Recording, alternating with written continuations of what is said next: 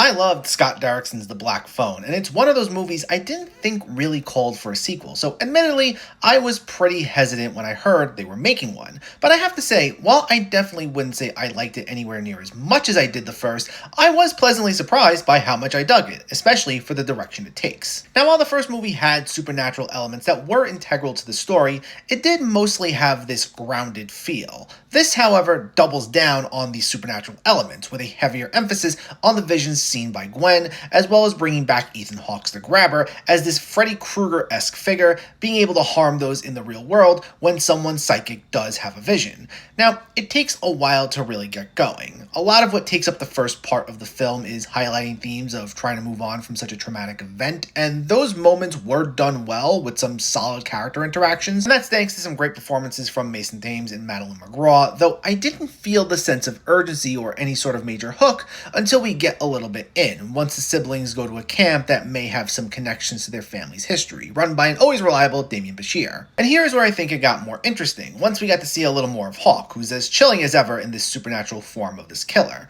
There are times it felt a little at odds with itself. It tries walking the line with having fun with the Freddy-like grabber, while also still trying to highlight the more serious themes that I mentioned earlier, and it does lead to moments that came off as corny whenever it tries to merge the two, sometimes dampening a bit of its emotional impact. But that being said, there's still a lot to commend here. As I said, the performances all around were great, and while its story is a bit more hit and miss, when it hits, you do feel that full emotional weight, with some really solid direction by Derrickson. The craft on display is also impeccable. A major touch that I appreciated here was showcasing the visions on Super 8 film, really allowing it to lean into the dreamlike qualities and actually immerse the audience into feeling like we stepped into some sort of alternate reality. And when you combine that with a chilling score, it still crafts an unnerving experience. So while it's not on the same level as the first for me, I was still impressed by how entertaining and effective its wildly different direction from the first one was, making it a solid horror sequel.